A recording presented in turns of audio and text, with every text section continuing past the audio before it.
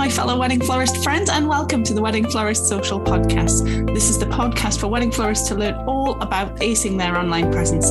I'm your host, Vicky Laffey, and as a wedding florist of over 10 years now and a certified digital marketer, I want to help you get the right clients, get more followers, and never be stuck for content ideas again. Click the link in my description to get your free Wedding Florist Guide to Social Media Content Creation today. Well, hello again, my fellow florists. Welcome to this week's episode of Wedding Florist Social. We've got a fabulous guest on today. We have Lucy Johnstone Social, who I'll get to introduce her in a moment, who is a social media manager and content mentor. And it struck me that, a lot of you are, we're just one-man bands, we're just solopreneurs, as the saying goes. And with the best will in the world, social media goes to the back of the queue a lot of the time, doesn't it? And we feel this pressure to, that we're falling behind or to keep up with it, but there's always so much more going on in life. So I brought Lucy on because she ran a masterclass recently, which was all about how to help you focus on the social media. That she's going to go through 3 areas of social media to focus on to just help you guys with the overwhelm, because we feel like we need to do it all, and we see other florists kind of really just succeeding and getting all of the followers and, lots of likes and engagement and, all of that sort of thing. And you're sitting there with 2 likes on the latest reel that you posted, or, it's total ghost town on your Instagram, and you're thinking, what am I doing wrong here? And it just makes you want to give up. So I've brought Lucy on to help us with that. She's going to go through the 3 main areas to focus on. But first of all, Lucy, I am rabbiting on. Would you like to introduce yourself, my love? Thank you so much for inviting me, Vicky. Yes, hello everyone. I'm Lucy Johnstone. I'm a social media manager and content mentor. So I help women in business to learn about social media to build their businesses online.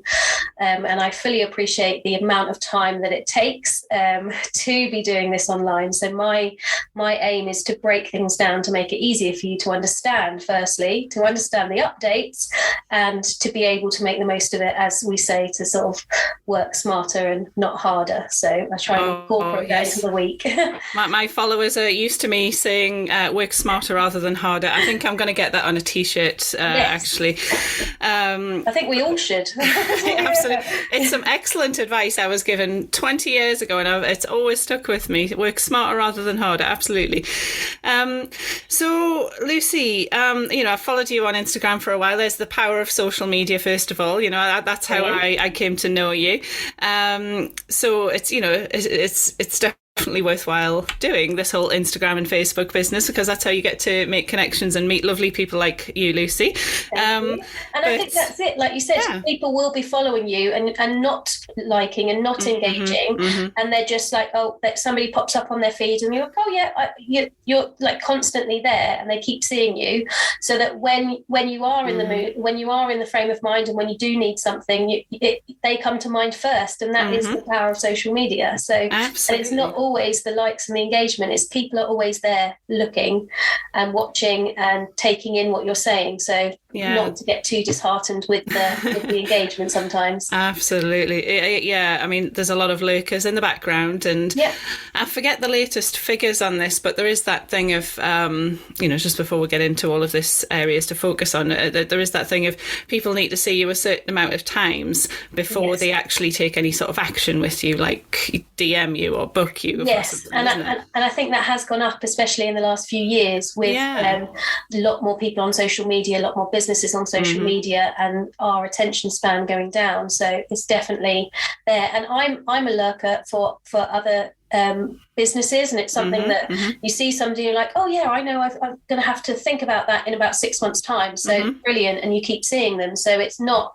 I think lurkers are kind of the best, really, because they're there, they're constantly there and taking in what you're saying. So, but 100%. You just don't know about it. That's all. So that's if you're worried about the post and the engagement, keep posting, because there are people watching that you don't know about. So that's kind of one. 100%. I mean, I've had people who'd booked me for weddings who've actually followed me for a couple of years. That they've been following me even before they were engaged. Yes, exactly, they're just hypothetically planning this perfect wedding day of theirs, and then when the other half finally does propose, they start contacting all these people on Instagram. Yeah. But Lucy, in terms of, we can't do it all, can we? As small business owners, as solopreneurs, as that saying goes. There's always something else to do. There's the kid to look after, or there's the the delivery to be done, or the accounting and the bookkeeping. We have to be everything, and with the best will in the world, social media goes to the back of the queue a lot of the time, which just adds to that pressure, because I've got to catch up on my social media. I must catch up, and all of that sort of stuff. So. If somebody's in that position, if somebody's listening and they think, well, yeah, that's me, I don't have time to do everything that I should be doing, in quotes. What are there certain areas that people can focus on? What's the three main things? So the first main thing I would suggest is to have a phone stand set up where you work. So if you're if you have a workspace and you that's where you finish your bouquets, and that's where you do all the work, literally have a stand set up there. So every morning when you or whenever you're doing your work, you have your phone, and even have a little sign saying start recording. So have your phone recording what you're doing, because having content is something that's what we need. We need to be building content. We need to be getting videos and behind the scenes of what you're doing. So if you have a stand already, get into the habit of putting your phone there, recording you making what you're doing. And then if you do that every single day, and if you get into a habit of it, because I think that's the thing, until it becomes a habit, you're having to force yourself to do it, and you forget it. And you've made a beautiful bouquet and you're like, oh, I could have done like the workings of it. And every time you make a bouquet, if you forget to do it during the workings of it, then just record, if you have a stand, or record it. So even with a reel, I would like to just have the phone really close to the one flower and just pull it back slowly, and so you can see the whole bouquet. And that's, you finished, you're done, and that takes like 5 seconds to do. So do that for every single bouquet that you do, or every single flower, everything that you do.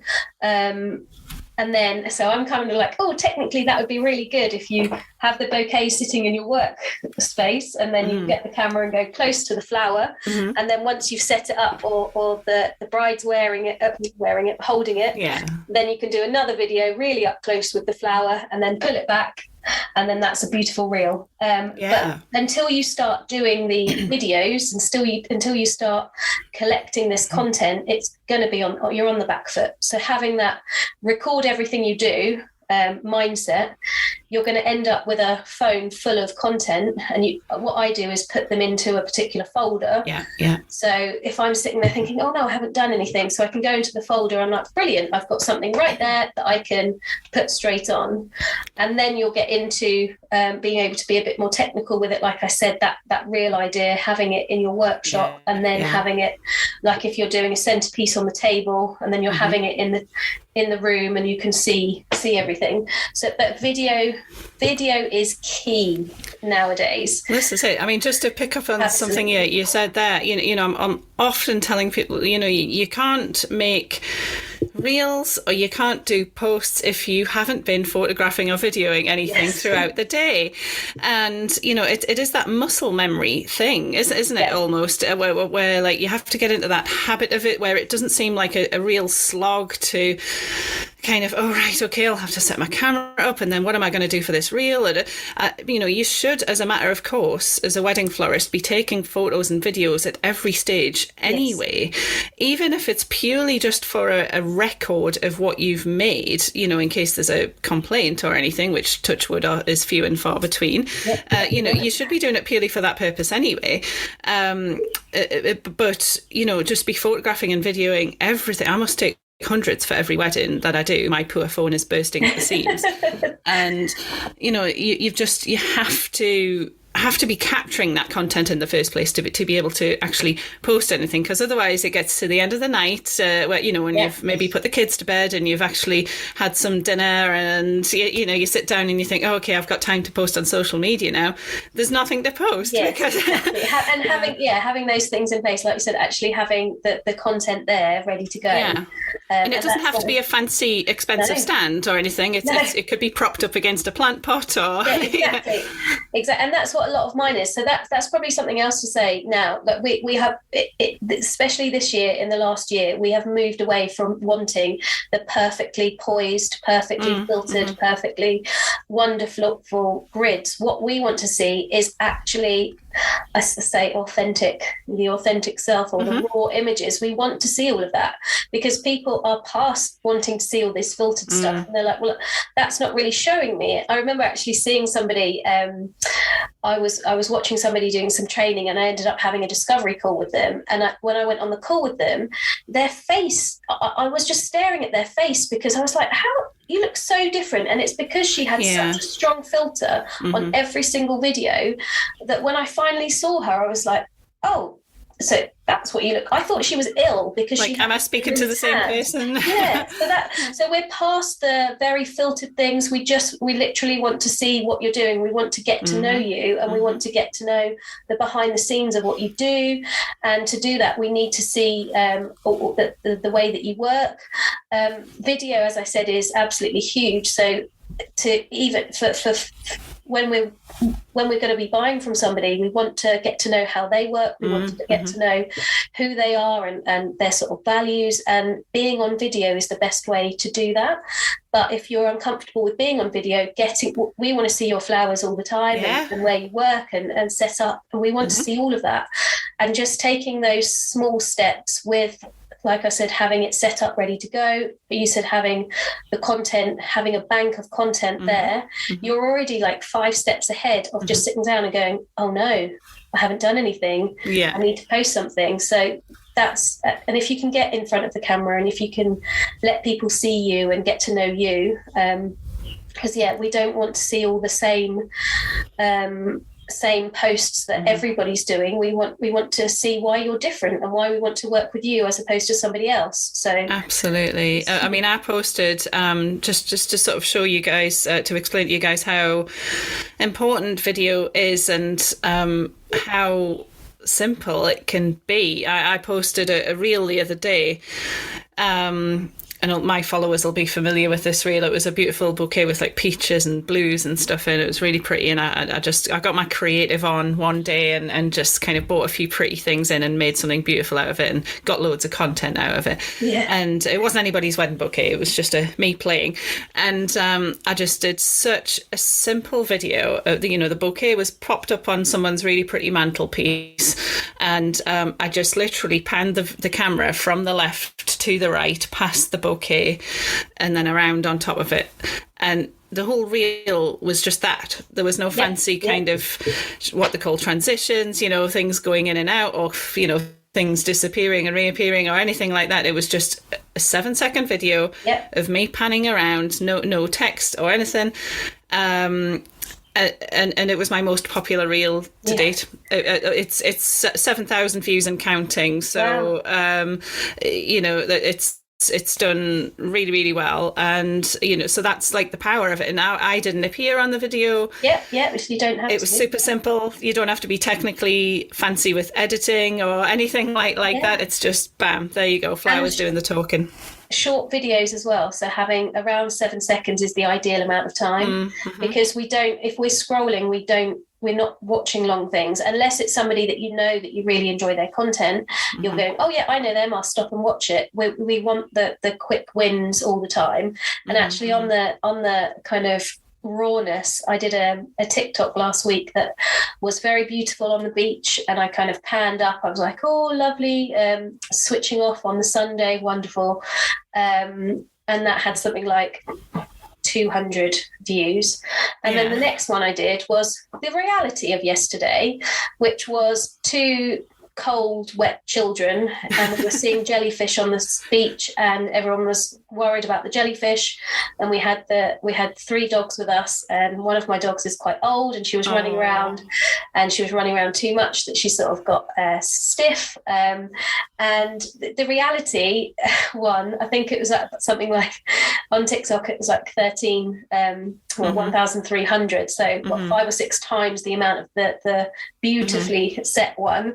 And that's the reality. People want to see the reality of life. They can relate to that. Exactly. Relate a lot more to 2 very whingy children who were getting cold and had to pass my jumper to them. And it was that, but that's life. And people want to know that you are a human who has these ups and downs as well, and is dealing with things that you're dealing with. So seeing those things are going to help people relate to you.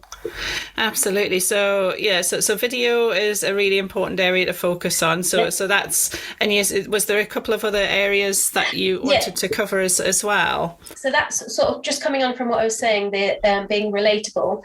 Connection is another big part, and that's being able for somebody to connect with you. So it's not just on your business, it's you as a person. So especially if you're in a particular area and your business is in that area, so making sure you are they know where you live, not exactly, but they know where your studio is and you know where you're based, and having that connection in the local community. So if you're going to the local fairs, or if you're doing different things, people can then see that you're doing all that, and then you're part of your community, so they know you. Or if you're watching Stranger Things on the TV in the evening, and then somebody can then jump on and say, I haven't seen that yet, and you're building those connections, you're starting those conversations, because that's what it's about. I think so I when I started, I was learning all about Instagram, and originally I was only really on Facebook and Instagram for personal things, and I never really gelled with Instagram. Whereas actually when I started doing my training into social media, I fell in love with Instagram, and how much easier it is to start those conversations in the direct messages as opposed to Facebook. I would never have messaged somebody in Facebook.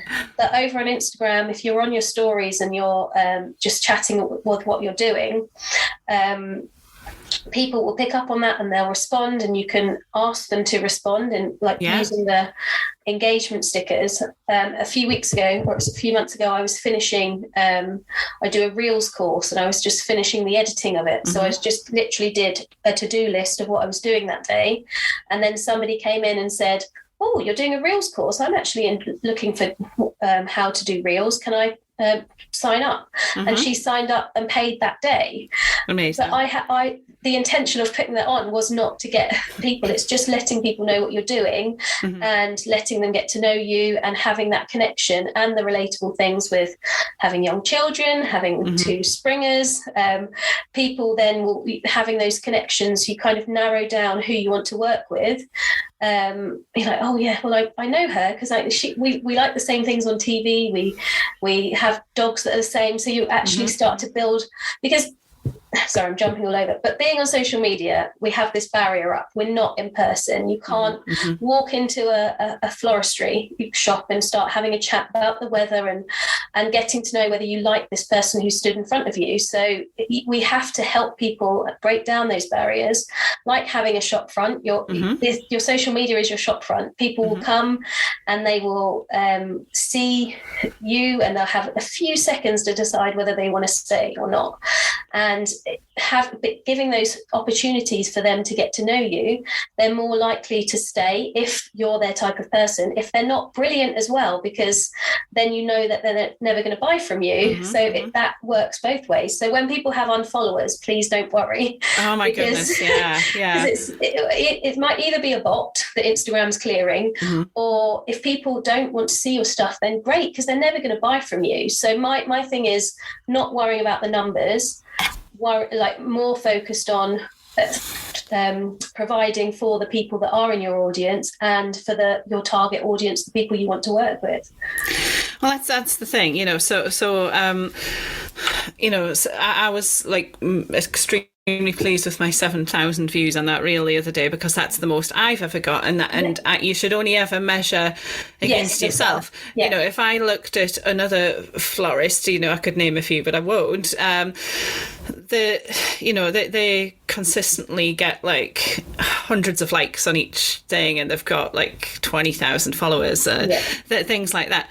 If I compared myself to that florist, that would be, well, you're comparing apples and oranges, aren't you?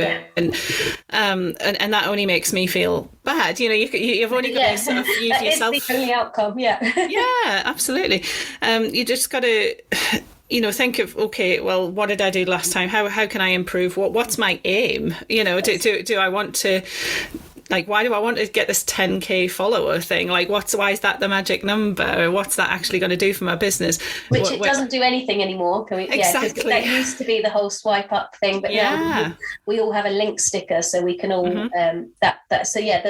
and I think with numbers as well, it's come out a lot that people have bought their followers, or so just to throw in there, buying followers, engagement loops, all of follow for follow, or follow and unfollow. Don't do any of those, because if the thing with an engagement group, so if you're in a group and everybody says, oh yeah, let's all like each other's post or like each other's next post, follow each other, then what will happen is that they'll do that, and so the algorithm's like, okay, yeah, let's the algorithm's not working against us, let's just chuck that one in there as well. With us, they'll like that post, and so the engagement will go up, and then they don't like anymore because they've just gone in on your thing to like it and go.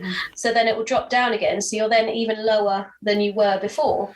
So Absolutely. All of those things, all of the numbers, we don't know how those people got to those numbers, and we don't know where they are in their journey, and those people in those follow loops are they're not your ideal clients anyway. They're like fellow florists or fellow business owners. They're not the people.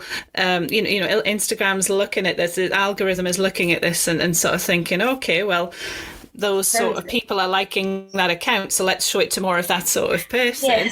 Not the people that you actually want to be targeting, you know, which is couples who are wanting to get married. I know, and I know it's hard because it's kind of like the instant gratification, but I think the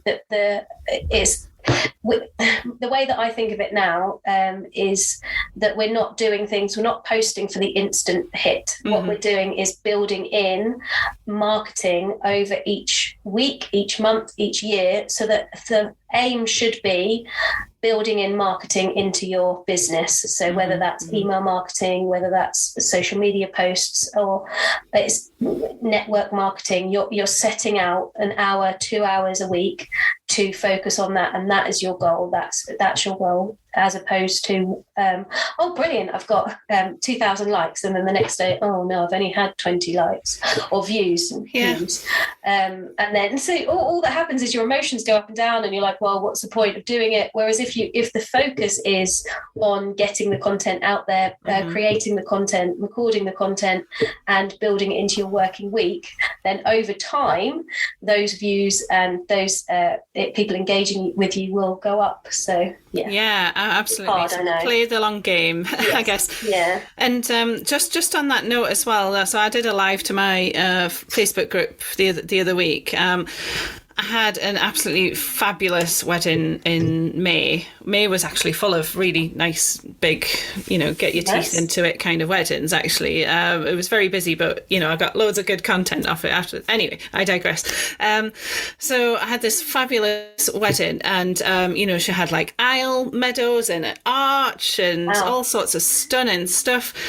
And I'm really, really pleased with how it turned out and everything. And a lot of people liked it, but it was a very interesting thing to post on social media because it was bright colours, which isn't what I'm known for. You know, if you look at my Instagram, a lot of it is, it's blushes and whites and greens and pretty things. And, I do put colour in there occasionally, if it's like autumnal, or I might put a brighter pink into something, but I'm not known for this kind of bright, summery colour kind of thing. So when I posted the pictures and reels and stuff like that on there, a weird thing happened. So I actually got people unfollowing me. I'm not hung up on that. It's fine. I know, like, oh my God. So I kind of got unfollows. I was just looking at it more like from an analytical point of view. I just thought it was really interesting. People unfollowed me, which whatever, that's fine. And but then it didn't, and the posts didn't do as well either as other things have done, which is often the case. I think blushes and whites and pinks and stuff are easily likable. Yes. So they're always going to do well, whereas something like this is a little bit more niche, and something I'm not terribly known for. So unfollows, less likes, but I got 3 inquiries from just posting those things. So that from the people who did like it and see it, like 3 people, which is quite good, in comparison to other things.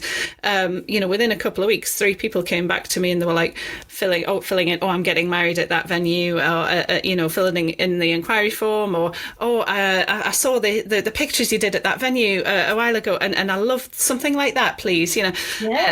So it's like, it was really interesting. So just because it didn't do as well on social media doesn't mean to say that it's, in real life it didn't do as well. And that's the thing. People are gonna like, you don't know. Sometimes you think you do an amazing reel and you think, I really did work really hard for that. People are going to love it. And you post it and it doesn't get the reaction. You're like, oh, but there's so many factors that go into it that people might not have seen it, or they might have they enjoyed it, but they didn't like it. And there's so many things that go into it that it's really hard to tell sometimes. Sorry. When you were talking, I was thinking about something as well, but it's totally gone out of your mind. I do that all the time. In my sort of perimenopausal days, I'm just like brain fog. Feeling sleep. So Oh no, sorry. It was when you were talking about niche. Sorry, it was just that as you were talking about that, when you're doing reels and you're posting things, to focus on the people that you want to be seeing, instead of like, I've got 2 dogs and they're very photogenic.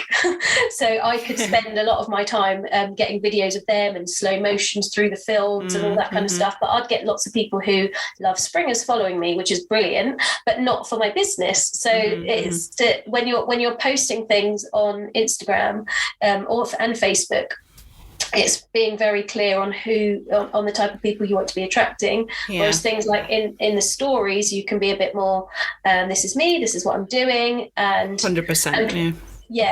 So that was the kind of thing. And if you're worried about social media, it's the idea is to try and focus on one platform. So not try and think, well, I've got to do all of them. Try and focus on one platform and get going on that in terms of motivation of doing it and knowing the platform before you start kind of going off onto different ones. And I would recommend that. I know. I would recommend that be Instagram to anyone watching, because for wedding florists, our couples at the moment, they're on Instagram. That's where they're looking for the wedding. And don't get me wrong, it's not that I don't post on Facebook, but I don't put half as much effort into that. It's all about the Instagram. So if you're going to master one of them, make that Instagram, absolutely. So we've got video connection. They're the two of the points, 2 of the areas to focus on. What's the third one that you wanted to go through? So the third one's engagement. So to reminder, in every single post, to put something at the bottom of the post in the caption that is what we call to action. So we want which means you're asking them to do something. So whether it be like this post, share it, comment, send me a message, go to my website, go to my blog, go to this thing. And I know, even though I know how social media works, I do it as well. I might be scrolling. I'm like, oh, I really like this. And I'm liking it. And I'm really liking it. But I'm not going to click like until right at the end it says like this post. I'm like, oh yeah, I do like it. So I'm going to click it. So we need to be directed how to do things. And a lot of us watch things passively. So you might be watching TV and you've got your phone and you're scrolling. So unless you're told to do something, you're not going to do it, which psychologically, it's really, really interesting how our brains work and how we're evolving with social media. But always use that opportunity, because if you don't, you're kind of putting a post out there without an ending. What do you want to happen here? So if you're not asking people to like it, or starting conversations in the comments, or sending them to your bio. And just another point on your bio, be very clear in your bio who it is that you help and how you help them. Because if you see a reel and you're like, oh, I really like this reel, you click on to look at their profile and it says, so for me, mum of two, has two springers, likes Instagram a bit, then you'd be like, okay. Whereas what my bio actually says is social media manager, content mentor, helps female business owners to understand Instagram and how I help them. And then the link in bio, which then takes people to my website, or it takes them to a landing page where they can see lots of different areas where they can go. So make sure all of those links work, so they're not sort of dead links. So make sure they're all updated. But even if you've just got one link in there, make sure there's a link that goes somewhere, so that they can see more of your work, they can get in touch with you, and they can buy from you in the easiest possible way. So you've got to make it easy for them, right? Yeah. I've done it before when I'm like, website, and they want you to do that, and I'm like, oh, I'm out of here. Whereas if it's a buy now, done, I've bought, I'm ready to go. But even if it's a couple of clicks through, you're already thinking, oh, well, this is too much hard work. What do I really want to work with this person that's making it so hard to buy from? So always have that engagement. And if people are commenting, comment back.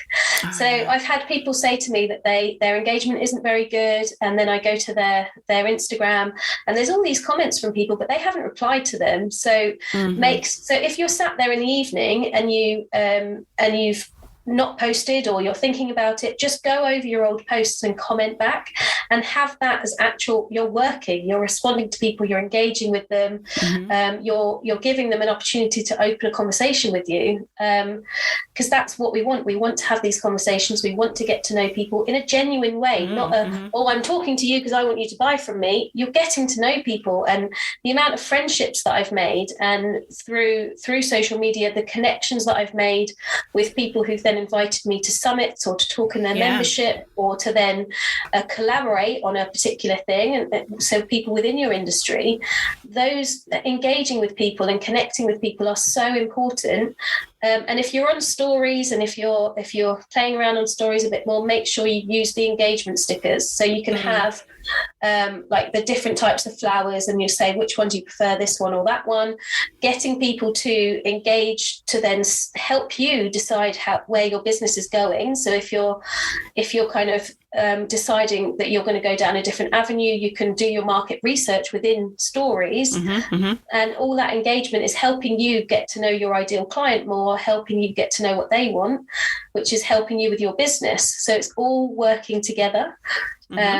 So engagement is the last one, and they're really key.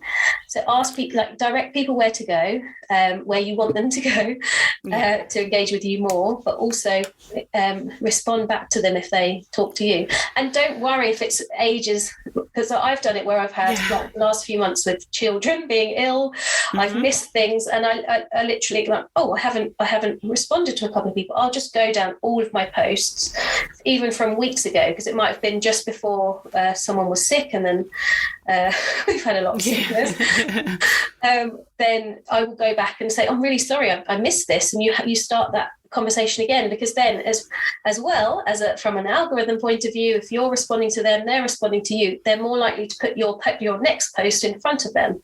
So it's building those genuine connections, but it's also working with social media and these algorithms that we're working with. Yeah, no, definitely. And just for people listening who, if you're an absolute beginner and you're not sure what we mean by engagement stickers, so when you go to put something on your stories and you post a picture up there, there's a little symbol at the top. It looks kind of like a square face. So if you pop on there, so in that you've got all sorts of things, like you can put a GIF in there or whatever, but there's various interactive kind of engagement ones. Like there's a little sort of slider, like a heart eyes kind of slider thing, so you can put that on your stories and get people to sort of slide it up to say how much they love it, you know, to kind of vote on how much they love that picture. Or there's quizzes, there's you know, polls, there's all sorts of things like that you can put on there that helps people interact. Location, so things especially like that. if you're in an area, or if you're posting from a venue, and you can link the venue, because then the venue will be notified that you've linked them. But also, like you said, with an inquiry, people will be like, oh, I really love that venue, where is it? You've linked it, so you're helping them with that as well. 100%, yeah. And you can do those in Reels now as well, of course. That's a relatively new thing. So to help people engage on your Instagram Reels, you know, you can put something like I did one recently, which was 2 different types of pink rose, and it was just me putting both of them in a vase and sort of saying, look, vote, which one do you like, this one or this one? And it just got people interacting a little bit. So what was the other example I was going to give? Yeah, so I mentioned earlier about a reel, my most popular reel that I did recently, which was the peach and blue kind of bouquet. And, just to sort of go to what you were saying about the interacting with people and answering their questions and commenting back and things like that. So it was actually a bridal boutique who put something on there, they put a comment on there, and rather than just going thanks and then tagging their name, I sort of wrote, oh, thanks so much, was there any particular one of your dresses that you think this would go with? And so I'm sort of asking them a question and getting them to interact even more, and then giving them engagement, for them to discuss a dress for you, and it all works together. Exactly. And I ended up they recommended us, I forget the name of the designer now, but they recommended a certain designer they follow, they stock. And I actually did a thing on Canva where I put one of their dresses with the bouquet on top of it and posted that on my Instagram stories and tagged that bridal boutique. And so things like that, just interact. I mean, yes, replying is great, but also there's more you can do with that to try and find out more about them, or get that relationship going with them, and just it's like ask them a question in return, maybe, or have a conversation. And like you said, with the local businesses as well, you tagging them, and then if you build up that relationship over time, and then if they've got somebody that they're looking for a florist and they're in there looking for their dress, and you say, do you recommend anyone? They say, these people on social media. So it all kind of fits in together, but it's all, I know, like you said at the beginning, it's kind of muscle memory. It's all things that you need to work on and build on. And that, especially with video content, if you're worried about getting on camera, that's another muscle to learn, to build on and to stretch yourself. So start out on stories, which are just 15-second videos that are gone after 24 hours. Start recording it but not posting it, and then start building up to then doing some reels where that you see your hands and stuff, and then start doing reels with your face but not posting it, and then you can build up to actually get it on there. Because I think people are worried about what they look like, or they're worried about their hair or an accent or anything. You don't need to. No, don't care. And I think now, like, I used to say, sorry about the hair, or I've got a bit of, like, nobody cares. That what they want is to know is how you can help them. So they don't care that your hair's a mess, or they don't care that you're got an accent. Everybody has an accent, but somebody was really, really stuck on not wanting to talk because of their accent. And I hadn't even noticed. I noticed they were from, I don't know, the Midlands or something, and I didn't really notice that they had an accent until they said, I'm really embarrassed about my accent. I was like, oh, really? Why? So people don't care. They just want to know how you can help them, or how you can entertain them, or provide them with some value. So without providing them with that value, you're doing a disservice to them, because you're not helping them. So the way I think about it, now, I was completely worried about getting on video. I was the person in the office that hated meetings. I hated role plays. Give me all of those things. I'd go red whenever anyone spoke to me. But the way that I think about it, the person at the other end of the camera is somebody that I know I can help, and I can help them with this tip that I have. and they won't know about it unless I tell them. So if I'm worried about it, that's what I think. I just think of that person on the other end of the camera, that I'm talking to that one person, not potentially 7,000. I'm just talking to one person. So it is a muscle that we have to, all of it is a muscle that we have to sort of exercise. Absolutely. And just before you finish off, because I know you've got a free guide for people to check out. So just before we sort of go through that, I just wanted to pick up on very quickly on a point that you made there. About recommendations when we were talking about the bridal boutiques and things like that. The amount of times that I hear that as an excuse for not doing their social media. So like, oh, social media is pointless. I only ever get a couple of likes on something. All my business comes from word of mouth, blah, blah, blah, blah, blah. It can be both. The social media is a fantastic way of getting the word out there for people to then recommend it. You're building relationships with people. It's not just about going, here, look at my pretty flowers, although do that. Absolutely. But in that instance, you're making a relationship with someone online. I've never met in person, by the way, that particular boutique, but when you're building relationships with them and their brides are trying on dresses, they need a florist, and it's like, oh, you should check out Floral Quarter. She posted a reel of the most beautiful bouquet the other day, and she's really lovely, and blah blah blah. I'm not blowing my own trumpet there. I was just giving an example. No.